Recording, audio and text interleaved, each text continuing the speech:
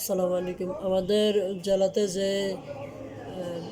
বিএনপির পদপ্রার্থী দাঁড়াইছে, যে বিএনপির পক্ষে দাঁড়াইছে, তো গোপন সূত্রে বা এমনিতেও মোটামুটি শোনা যায়, লোক মুখে শুনলাম যে প্রতি ওয়ার্ড ভিত্তিক প্রতি ওয়ার্ড ভিত্তিক 2 লক্ষ টাকা করে বরাদ্দ করা হয়েছে।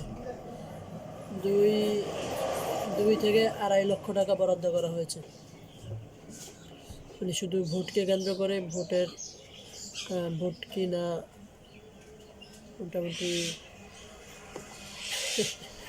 কিছুটা শুনছি যে 200 টাকা করে জনপ্রতি, মানে ওইরকম হিসাব করছে। তো চিন্তা করলাম যে একজন মানুষের ভোট 200 টাকা, 200 টাকা, মাত্র 200 টাকার জন্য একটা তুমি 5 বছরের জন্য 1 কেজি আলু কিনতে গেলে মানুষ 4-5 বার, আমাদের হাসনাত ভাই বলছিল যে 1 কেজি আলু কিনতে গেলে 3-4 বার দেখেন, কিন্তু একজন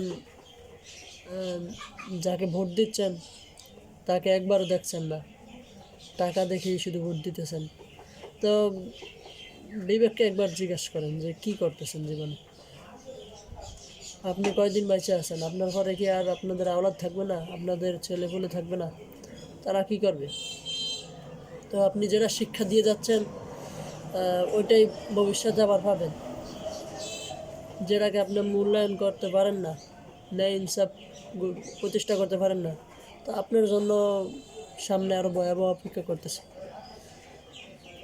তো সবাই একটু ভেবেচিন্তে ভোট দিবেন। ভোট কিন্তু জীবনে 5 বছর 10 বছর পরে পরে একবার আসে, আর আমি লাইফে একবার ভোট দিয়েছি, আলহামদুলিল্লাহ ভোট দিয়ে আসছি। তো ইনসাফ ভিত্তিক একটি রাষ্ট্র যে কায়েম হয়, এই জন্য আমি দাঁড়িপাল্লা মার্কা ভোট দিয়েছি, আলহামদুলিল্লাহ।